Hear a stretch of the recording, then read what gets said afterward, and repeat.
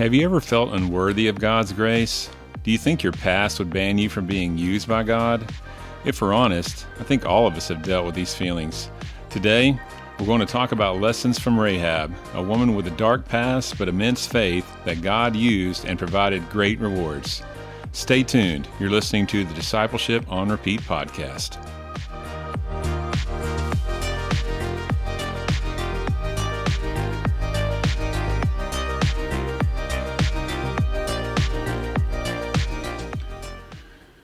All right, welcome back, everyone. I'm your host, Matt, and I got with me my host, Chris. Hey, Matt. How are you, man? Good to see you, brother. Glad to be back on another episode, and want to remind everybody our goal is to entertain, enlighten, and encourage you on this podcast. And, man, I feel like we're really hitting our stride. Yeah, I completely agree. Yeah, man, this is one, back when we started talking about this, about what we wanted to do, this was one episode that we knew was going to be coming, and we wanted to really bring this one home for our listeners. So we didn't want to do it at the beginning, and right. we're learning. Of course, we're still doing that, right? But we felt like the timing was right, don't you think? Yeah, I completely agree. I think waiting on this one for just a few recordings to kind of get our feet under us and get moving, I think was a great idea. And I think we've got a really great episode today. Absolutely, man. I'm looking forward to it. But before we dive into this lessons from Rahab, I want to talk about our left-hand shake. So I wanted to, and remind everybody out there too, what this left-handed shake is that I had an accident on my hand a few years back, and it's just an ongoing issue. And actually, it's come up again recently. I even had acupuncture in my wrist here over the week, Wow. man. It just keeps coming and going, dude.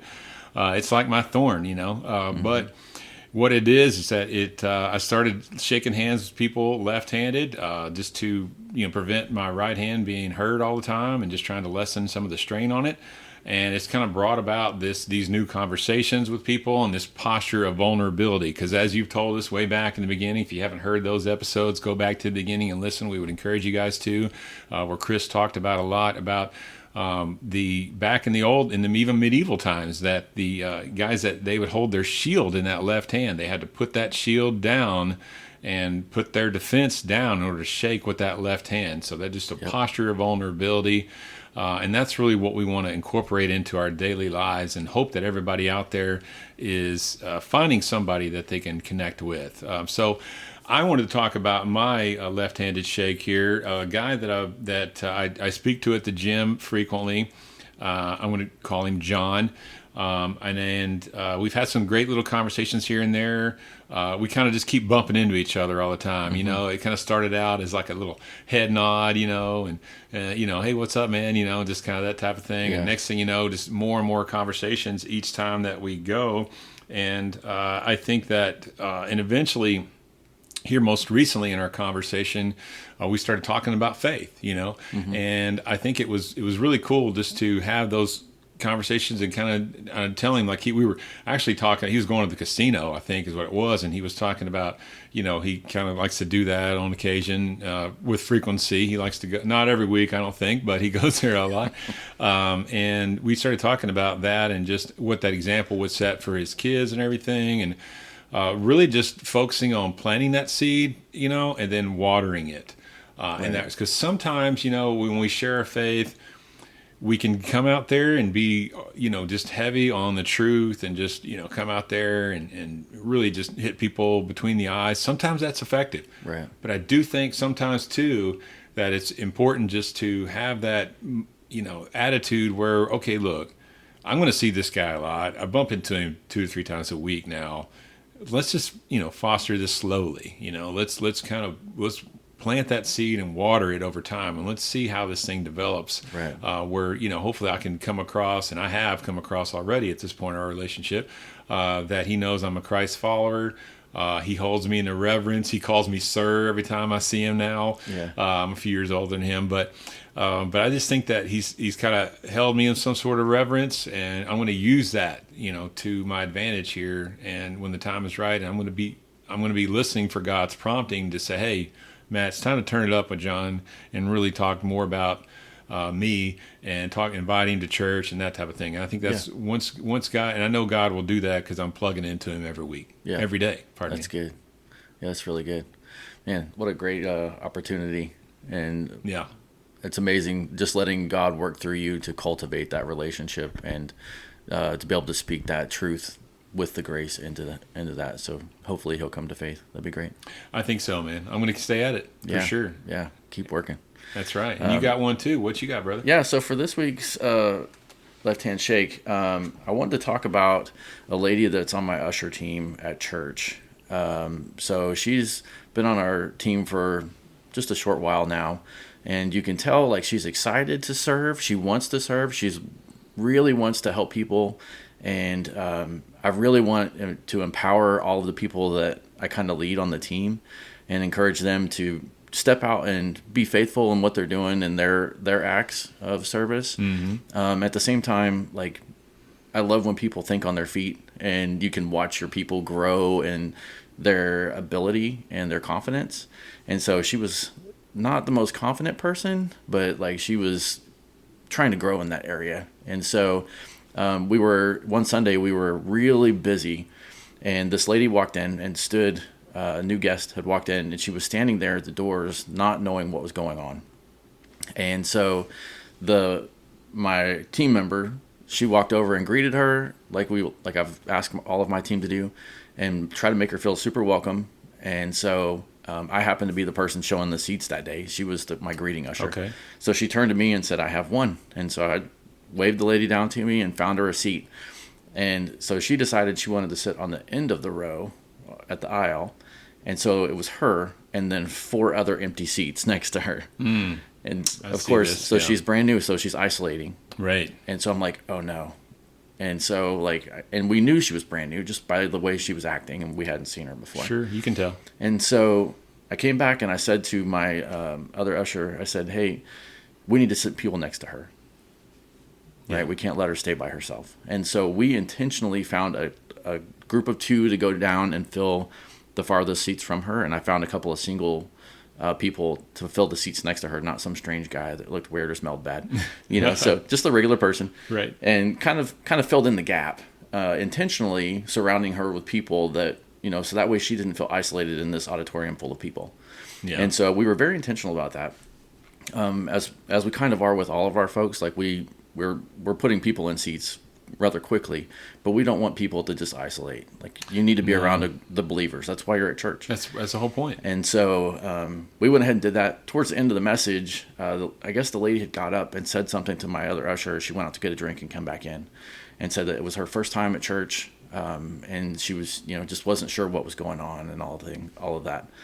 And so as we came down to the end, we'd had a really powerful message. In the 8:30 service, we'd had several hands raised. Awesome. We're serving at the 10 o'clock, so we're expecting a few more hands to get raised. And so I said to my other usher, I said, hey, if she raises her hand, I want you to point her out. Kind of keep your eye on her, because we want to talk to her after and get her the devotional booklet that the church has, and try to get her out to talk to a pastor. And so she was like, okay. And so we were both kind of excited, and you could see on my team member's face, like, the excitement and the, like, come on, God, you can do it, kind of willing her to raise her hand and come to a relationship with Christ. Yeah. And so our pastor gets up on the stage after the message, and, he says, raise your hand if you want to come into a relationship with Christ. And this woman shoots her hand straight up. Oh, wow. Like, immediate answer to prayer for us, praying for her. And we're like, yes, we're high-fiving in the back and celebrating her, like, and her willingness to accept that. And at the same time, the lady that I'm serving with looks at me with this, like, oh my gosh, now what do I do? And so I said, go grab one of the booklets and come meet her, right? And so she ran out and grabbed a book and came in and met up with her and was able to escort her across the lobby to meet with the pastors and get her plugged in with them and all of the things. And it was so good to just watch my team member be empowered and step into her role as an usher and a servant, and watch her be so excited for somebody else coming to Christ. I was excited for her coming to Christ too, but for me, I was even more excited for my team member growing in their faith because of it. Yeah, man. And so it was just such a powerful moment, and then being able to go back and share that with her and with the other pastors at church has just been fantastic. That's awesome, dude. I mean, that's really what this is all about, to be able to witness that, be a part of it, have your teammates being part of that and see their reaction. I mean, just wow, what a connection between all the three. Yeah, it was just an amazing moment that day. So yeah, definitely glad to share it here today. Absolutely, man. Thank you for sharing that, Chris. I really appreciate that. And that's the spirit of this left-handed shake, folks. I mean, we just want people to be inspired, to be available, be available to your promptings, and just have that obedience, consistent obedience that really this whole podcast is about. And that left-handed shake is embodies that. So we're thankful that God's put it on our hearts, and we're going to continue to bring that to you guys every week. But now it's time to move into our lesson of the week, and we're going to be talking about Rahab. We've got some good stuff here, brother. Oh, yeah, it's going to be great. Let me go ahead and get us jumped straight into the verses for the week. Let's do it. It's in Joshua chapter 2. This first section we're going to read is verses 1 through 7. And it says, Then Joshua, son of Nun, secretly sent 2 spies from Shittim. Go over and look at the land, he said, especially Jericho. So they went and entered the house of the prostitute named Rahab and stayed there. The king of Jericho was told, Look, some of the Israelites have come here tonight to spy out the land. So the king of Jericho sent this message to Rahab, Bring out the men who came to you and entered your house, because they have come to spy out the whole land. But the woman had taken the 2 men and hidden them. She said, Yes, the men came to me, but I did not know where they had come from. At dusk, when it was time to close the city gate, they left. I don't know which way they went. Go after them quickly. You may catch up to them. But she had taken them up on the roof and hidden them under some stalks of flax she had laid out on the roof. So the men set out in pursuit of the spies on the road that leads to the fords of the Jordan. As soon as the pursuers had gone out, the gate was shut. Awesome, man. Thanks for reading that. That was 1 through 7 there from Joshua 2. And what we want to focus on this first part of Joshua chapter 2, well, let's look at, obviously, Rahab here, she's let's look at what she is. First off, Rahab, the word means large or immense beauty. And Rahab was a beautiful woman. In fact, it's been noted in many places that she was one of the 4 most beautiful women in the world at that time. So she's extremely attractive woman, and she used her physical attractiveness in a occupation that is obviously known in sin, right? And what talents she learned, or she had to obviously cultivate during her profession. She had to be extremely discreet, right? I mean, let's face it, these spies, they chose to go into this brothel, essentially, that she was, this inn, that she was, part of. And they went there because they wanted to know the secrets, right? So they were sent from Joshua, the secrets of the city. They wanted to find out what was going on. And what better place to do that than in a brothel where everybody's anonymous? That discretion is something that's highly regarded in a place like that. So this was a perfect place for them to do that. Right. And what Rahab did was she used those talents.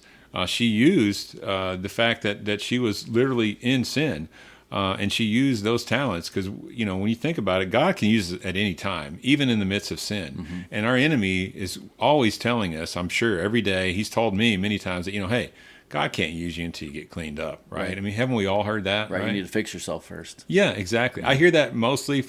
Anytime I talk to anybody that's a non-believer or anything like that, or maybe a first-time churchgoer, oh man, I can't be in that group. I can't serve in the church. I got to get myself cleaned up first. Yeah. You got it all wrong, brother. You do. You need. You.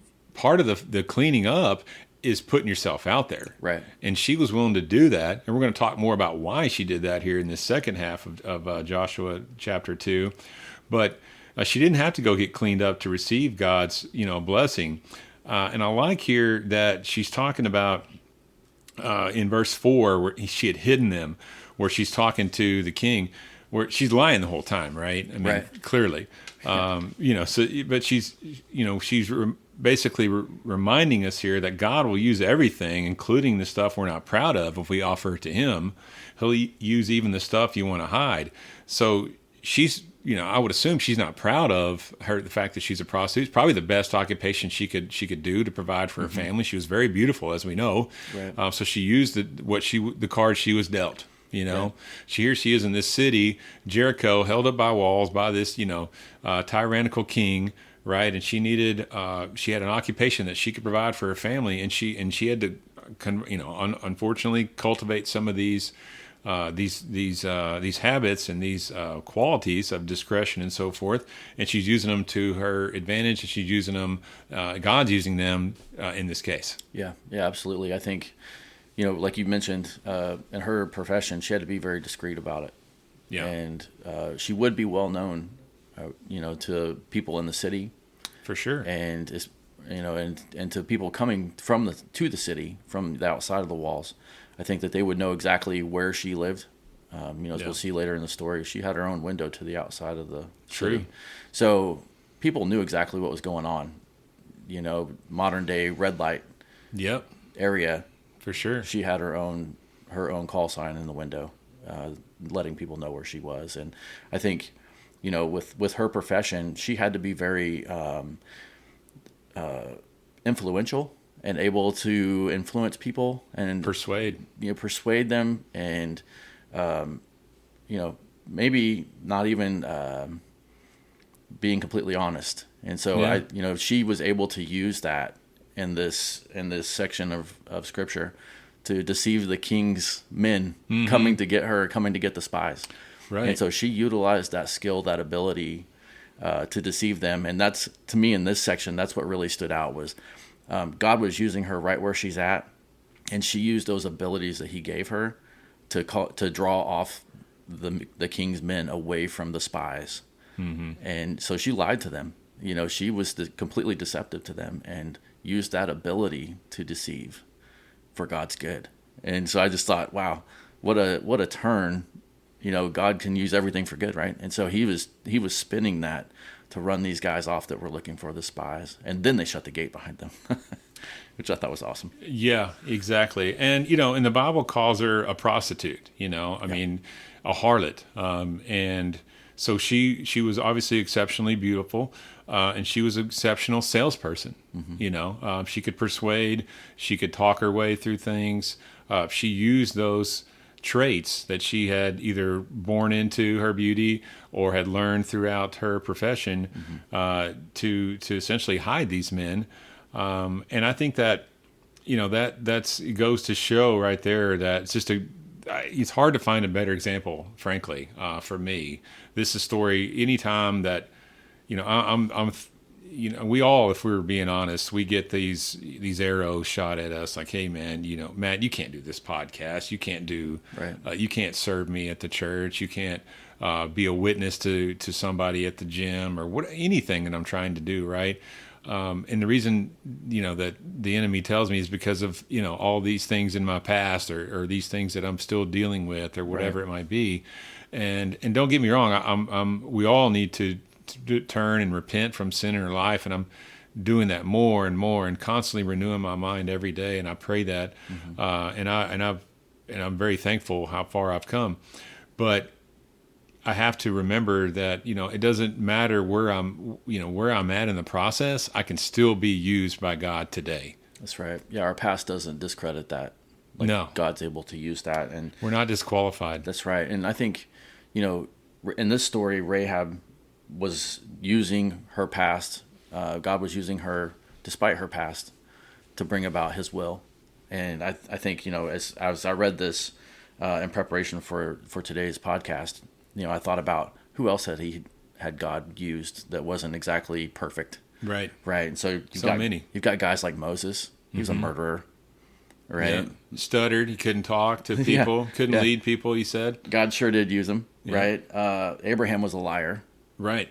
So he was too old. Yeah, he used him. Yeah. And then, of course, you got Paul, who was out persecuting the believers and killing them, and turns out to be the greatest apostle to all of the Gentiles. So definitely our past, we can't let the enemy persuade us that the past is not usable, that somehow disqualifies us. Yeah.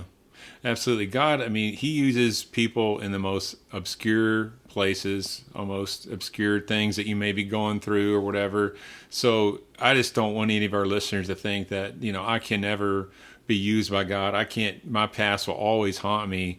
That's exactly where the enemy wants you to be. That's right. You really have to just understand that our God is a God of forgiveness and of love and of mercy, and he has a plan for you, but you have to be willing to step through it and move on to those things. And this actually brings up a short little nugget I wanted to bring up in verse 1 from this passage of 2 Joshua 2, verses 1 through 8. But in verse 1, God says, "Go, look over the land, especially Jericho." We know that these spies, they had several things to accomplish, right? They had to defeat all these cities. It wasn't just Jericho, but God said, "Walk all past those and go to this one. This is what I want you to focus on," right? So we keep in our minds, we think, well, God, how can I get to Jericho when I've got to pass through 7, 8 things before that? Right. We're sitting to think about all these things when God's already delivered us from that. He says, hey, you need to focus on this one, because our minds, we can't fathom what God's true plans are for our lives. Mm-hmm. We just have to focus on the one thing that's in front of us. That's right. And I think that so many times we get to thinking about all the things that we have to do, when really there's maybe only one thing we need to do. Yeah, absolutely. I think we've talked about it before. If God showed you the whole path, you'd be too scared to walk down the path. Absolutely, man. I'd quit. If he just kept showing you one, the light into our feet, just one step, step of obedience, one step. Eventually you're walking. Right. But it's one step at a time. And so I think, God pointing out, go to Jericho, focus here. This is what we're doing next. There was a lot of stuff going on in the background, as we'll talk about here in a minute, that was happening. And for those spies to get that word, for Joshua to get that word and say, go to Jericho and spy out Jericho. Mm-hmm. I think that was a big leap of faith for the spies to move and do that. Yeah. So there's not only faith from Rahab here, and we're going to talk about where that faith came from in just a sec, but these spies too. Yeah. This was, you got to think about them and their situation. I mean, they knew that God was going to deliver them. Hope, at least that you hope they believe that. But they've been dealing with this for decades. So right. So it was time for them, and it was scary, I'm sure, for them to imagine being a couple spies going into a city like that. So they chose a place that they knew that they could be anonymous, and Rahab delivered that for them. Yeah, they found a place to hide where the lost go. Exactly. Yeah, how fitting is that? Yeah. Exactly. So. Well, let's move on to our second point here. It's going to be verses 8 through 11 from Joshua 2. You want to read that for us, brother? Yeah, I got you. So starting in verse 8, it says, "Before the spies lay down for the night, she went up on the roof and said to them, 'I know that the Lord has given you this land, and that the great fear has fallen on us, so that all who live in this country are melting in fear because of you. We have heard the Lord dried up the water of the Red Sea for you when you came out of Egypt, and what you did to Sihon and Og, the 2 kings of the Amorites east of the Jordan, whom you completely destroyed. When we heard of it, our hearts melted in fear, and everyone's courage failed because of you. For the Lord your God is God in heaven above and on the earth below.'" Thank you, brother. Appreciate that. When I hear that, you said the word melt twice in that. Three verses, right? Right. And there's one more. It says it one more. I think in the last verse of that chapter, mm-hmm. Which we won't cover today. But when you look at that in the Hebrew, it appears to be interpreted from the word pachad, if I'm saying that right, Pachad in Hebrew, which means projected or imagined fear. So she had a healthy fear, really, of what God was. Right. She had learned it was God's reputation, right, that she had talked about when she had talked about Sihon and Og and all the places that had been destroyed. She knew it was inevitably coming for her, right? Right. Did she get cleaned up when she knew that? No. Right. Those guys just suddenly were at her door. Yeah. She realized, oh, hey, I guess it's coming today. So it's either now or never. So she didn't wait to go hang on, guys, spies, can you hang on? Can you come back in an hour? Let me pray to God real quick, and then you can come over here, right? Let me clean myself up. Yeah, let me clean myself up a little bit. No. She said, okay, what do you need? Let's do it. I got you, brother. Let's do it. I'm going to put you on the roof, whatever you need. I'm going to talk to the king. I'm going to push him aside, whatever you need. Right. So that healthy fear was so it's something that we all need more and more in our life each day, and I think that's really what got her to this place of being willing to just say, you know what, despite what I'm going through, despite the sin that's in my life clearly, and even I've been successful at sin, right? Mm-hmm. I mean, she's successful at it. Right. She was an expert at it, you would say, right? And despite all that, she dove right in. Yeah, absolutely. Well, I think too, one of the things we need to talk about, fear going the other direction. Yeah.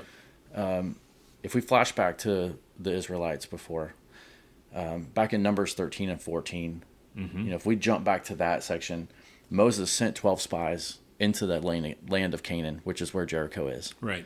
And so he sent 12 spies in there to go search this place out and see if it was full of milk and honey like God said it was. Mm-hmm. And so they went. And they found, giant clusters of grapes and the land flowing with milk and honey. And they came back, and 10 of them reported about the city walls being enormous, and there were Amalekites there and Nephilim there, giants. Yeah. And so 10 of those spies reported, there's no way we can take it. No. There's no way this land belongs to us. Like, we need to get out of here. But there was 2 spies that did. One was Caleb, and the other was Joshua. And those 2 guys said, we need to get in there and take it. God said it's ours. We can take it. We can do it with God. We can do it. And so because of the disobedience that Israel had and walked away from the promised land, mm-hmm. walked away from the land of Canaan, walked away from their inheritance, and ran from them because they were afraid of what was in there. When God, they were not looking at what God had already done for them, which should have been an 11 day-ish journey.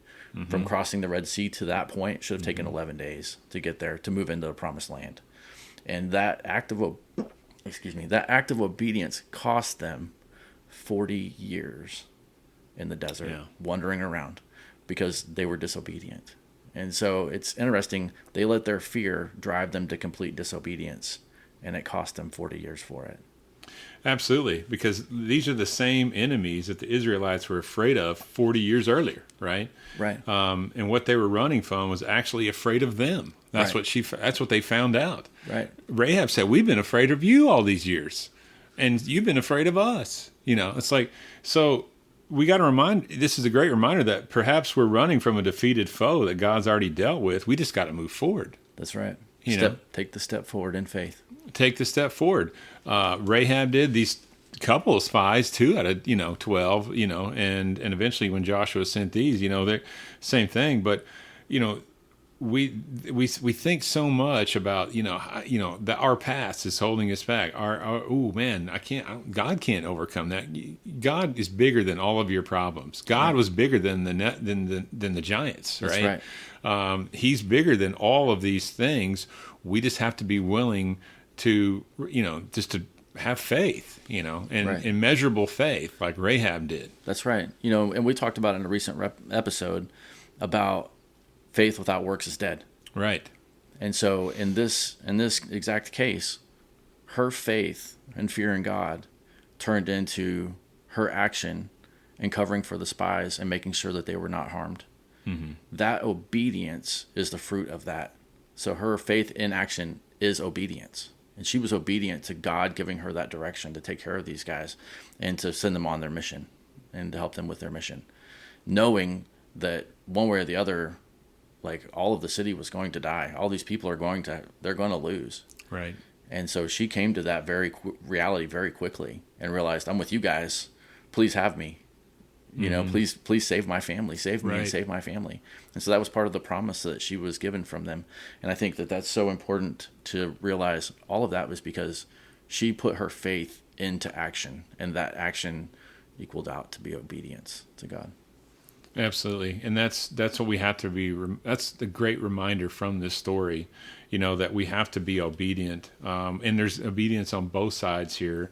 Her obedience, of course, duped from her fear, and these Israelites, these two spies that were willing to take on the fear head on, really, and discovered during that process that, hey, oh wow, something we were afraid of was actually afraid of us, Right? So, and I think we got to ask ourselves: is it possible that the enemy knows more about you than you do?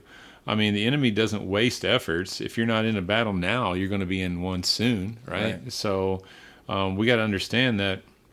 If the closer that we get to our calling, the stronger the opposition is going to be.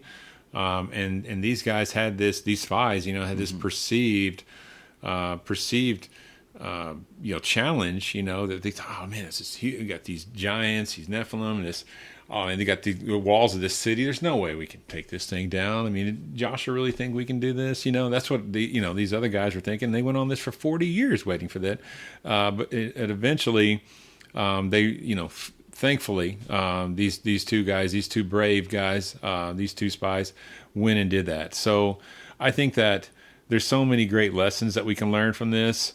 And I think that when you break down Rahab, and as we know that as you read on to the rest of Joshua chapter 2, she ends up, again, one of her talents, she makes a deal with them, to have her family's lives spared. And if she lets these spies go and sends the king the other direction, and if she places this, crimson cloth, or scarf or whatnot on her window, Right. So, and we know as this story goes on later in the rest of Joshua, especially Joshua 6, when they come back, that we'll probably get to it another point in a different podcast down the road, but we know that her family was spared, Right. And I think through that process of being spared, she understood God's grace through this. So she started out in a spirit of fear for God, because she had heard about all the things that eventually led to the grace, the new life that she was granted because of her obedience, right? Her consistent obedience, and because of God's unwavering grace. And as we know that, and so let's without further ado, let's talk about really what happened at the end of what occurred for the rest of Rahab's life. Right? We know that God turned her past essentially into purpose. And she was mentioned not one but three times in the New Testament, right? Yeah. I know in Hebrews 11 it talks about her in kind of the Hall of Heroes, right? The Hall of Fame of Faith. She's mentioned in there because of these acts. She was defying the king and helped the enemy ultimately, and because of that faithfulness, she was able to be rewarded and be remembered in Hebrews 11 for her faith. I thought that was fantastic.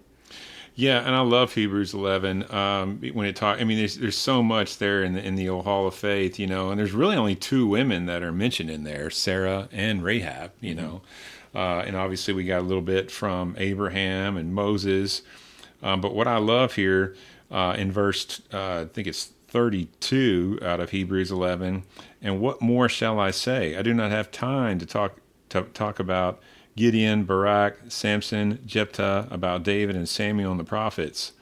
So basically, you got time to talk about Rahab, the prostitute, but you don't have time to talk about David? Right. What is this? Right. Somehow she ranked up above him. She outranked him. Yeah. Right. I mean, the man after God's own heart, and Samson, Gideon, all these other folks. So, again, this goes back to what we think of ourselves, right? If we're constantly thinking that our past is going to hold us back, how many blessings are we robbing God from giving us? We're not giving that God that opportunity if we're not willing to step out and just accept that grace. So Hebrews 11, I love that. Obviously, she was in the you already mentioned, of course, in James 2. Where faith leads to action and works. Obviously this is a great example of that too. Yeah. And James was, out of all the people that James could have picked, we know he picked Abraham. We covered that one in a podcast. Hope you guys heard that. But James also mentions Rahab as well. Yep, he sure does. So, and I think, and of course, biggest reward of all would be in Matthew 5, where we're talking about the genealogy of Jesus. So she ended up not only being obviously rewarded by saving her and her family's life when Jericho eventually fell. Later in Joshua chapter 6 and so forth. But she ended up marrying Salmon, right? And then she had Boaz, who eventually led to David, of course, and then eventually led to Jesus. So, what a reward, and let's be honest, we're not advocating you to do things for God and to be consistently obedient and accept your promises of God out of some reward. It's not that so much, but I think that I guess you could say it's reward, but ultimately what motivates me to do these things is one day we're all going to have to answer, right? Right. Our days are limited. Everybody is. We don't live forever.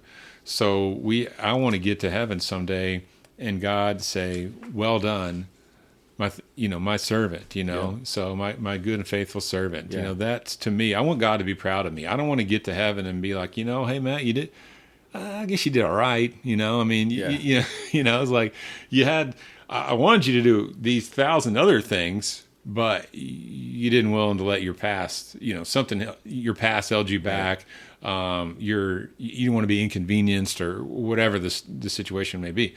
I don't want that. I want to fully hit my potential. Right. Yeah, I completely agree. I think being able to step into that obedience and step away from the fear of what's going to happen. One of the notes I took down on this story was that her faith in action was risky. Oh, yeah. It was like risky business. She was in a risky business already. She was already in risky business. And then stepping out in faith, you don't know what's happening on the other side of that. And so she had no idea. Those spies didn't exactly know either. They didn't have the whole path lit up for them either. And so I think just stepping out in that faith and not letting the past hold you back, but stepping boldly out there and moving towards God and repenting for your sins. And one of the things I had read about was her lie justified? Right? Was her lie okay?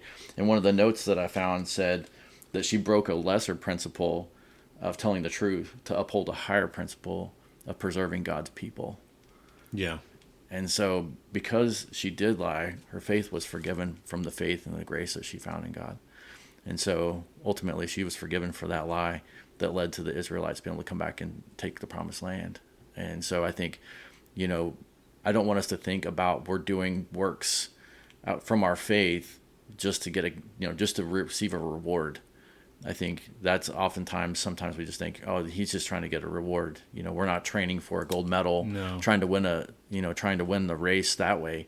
And I'm not striving for that medal. I'm trying to serve God the best I can and serve others. Yeah. And so in doing that, ultimately my reward is to be with him, like you said, to have him call me a good and faithful servant. Well done. And so I think that's kind of where I want to be at the end when I come to meet him is, hey, I gave you all these opportunities and you took advantage of them and you did work for me.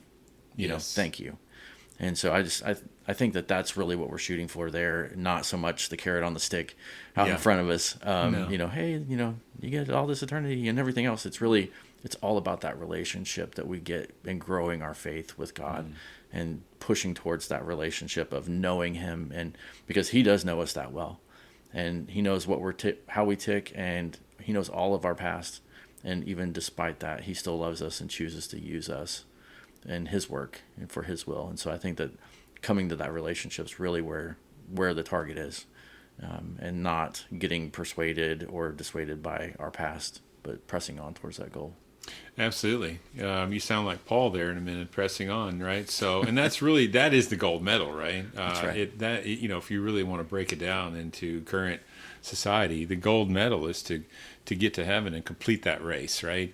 Yep. Despite the challenges that we may have, despite the thorn that's in our side, despite the fact that you got a handache, or you got too many things to do today, right? You don't want to be inconvenienced, God. Can it be tomorrow? Can I do this later, God? Well, no. If you're prompted today, that's the day you got to do it. That's just how it is, man. I mean, you can't. We should have that mindset, like we've talked about before. We get to do this, right? Right. I mean, it's not like, hey, okay, God, what do you need today? It's like I'm rolling my eyes here. It's like, Yeah. no. I mean, it's not what it's about. It's about, hey, what do I get to do for you today, God? That's right. What do I get to do? And this whole episode just really excited me. I've had trouble sleeping the last few nights because I'm really passionate about taking advantage of promptings, not letting the past hold us back. Mm-hmm. And Rahab's just a great story. It's not a PG story. Let's be honest, right? You're not going to see this one in children's church, at your local church, but there's a lot to be said here that if we can just realize that, hey, we don't have to get cleaned up. We need to clean up? Yes. Right. But we don't have to get cleaned up first. That's right. That's part of the process. We have it backwards a lot of times, The enemy would love us to think of it the other way around, but the reality is it starts with following God and accepting grace, and the cleanup is what comes over time. And that's still a work in progress. I mean, I'm in my 40s now, and I'm still, just continually turning more and more in my life over each and every day, month, year, things I don't even think about, honestly, and they just come to about, and God prompts me, and I have to turn it over. You know? Yeah. I think you hit it right on the head. Is like, don't get distracted in there and all the mess. I mean, when you think about it, Rahab's business was every day, right? So when these spies showed up, she was open for business. Every day, 24/7. And so, like, she was busy, clearly busy to be able to run this business and support her family. It wasn't just like her and her kids. It was like parents, siblings, family, kids. Yeah. Like, she had a whole host of folks living with her at her house. So it wasn't and just... They couldn't do the same line of work she was. Right. Yeah. Right. And so, I think that it is that willingness to, when God taps you on the shoulder, when the Holy Spirit taps you and prompts you, do this, it's to be obedient right now. Yeah. And so I think that that's where we can easily get distracted. Even delayed obedience is still disobedience. Mm-hmm. So I think that that's where we have to kind of keep that in mind. So yeah, really, as we've talked about that, I think it's that we have to really kind of gauge her reward. And then how do we actually apply that into our life? Like, what are we actually trying to glean from this story today? Yes. Yeah. There's some great lessons here that we can walk away with, and we're going to share those with our listeners. So what do you got for us today on that, Chris? Yeah, I think one of the first things I want to point out is take risks in faith, because faith without works is dead. So we need to step out and take that risk and lean into our faith. So I think that that's the first big takeaway for today, is lean in and take that risk, that step in faith. Be obedient and do that. Yeah, absolutely. Yeah, that's the things that we need to do, is take advantage of those opportunities, regardless of what's going on in our day, regardless of what was on our mind or what we got to do, where we're headed or anything like that. We need to stop and take action immediately. That's right. And, as we're making the progress towards being obedient, towards that step, my next step in the application here is be obedient in faith, even though you're scared. Even though the world's going on crazy around you, there's all these things, or you don't know how people are going to look at you after you do what God's put on your heart to do. Right. You still need to do it, and do it right then. And so it's be obedient even if you're scared. Absolutely. Yeah, right. Because let's be honest, Rahab had to be scared, right? I mean, this is something that, even though she was involved in a risky business or dealings daily, she knew that, okay, well, what are her choices, right? I can help these spies out because I fear the God that they came from, and he's the biggest of all. He's going to destroy everything, and that's what she ended up doing that. But the other side of the coin, if she didn't, or she also had to, fear the king, right? She had to, basically lie to the king in front of his face, so it was risky either way.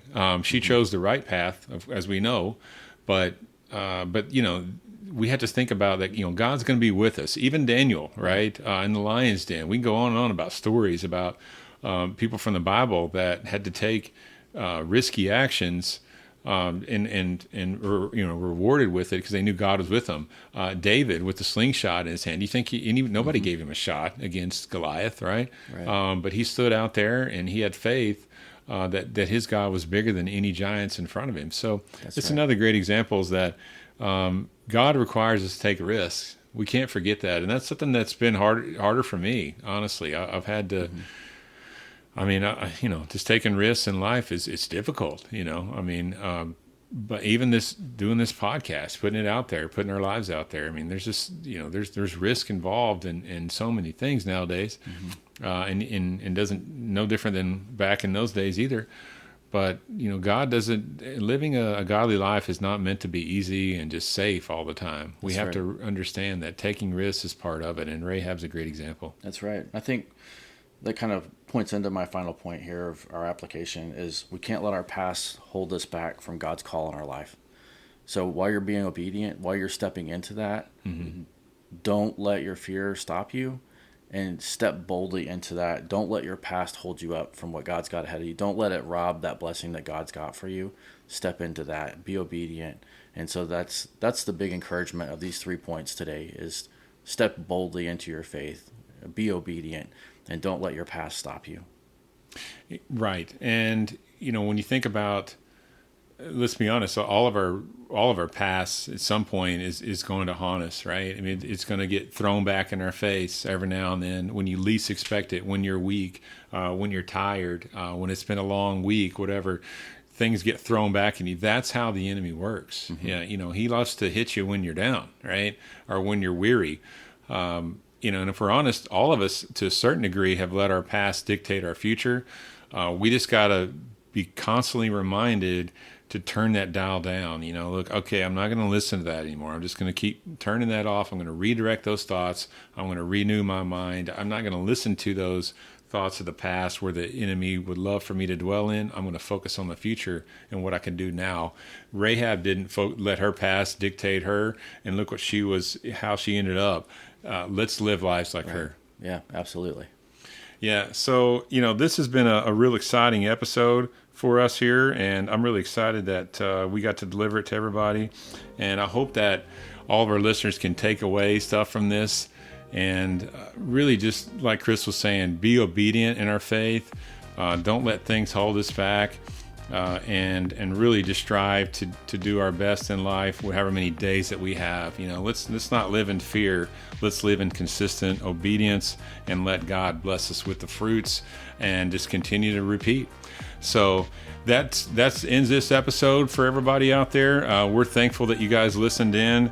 We hope that you can, if you decide to like, subscribe, and follow us, we'd love to also hear feedback from you guys. We have our email address out there if you want to send us good or bad. Let's hear it, man. I want to hear about it.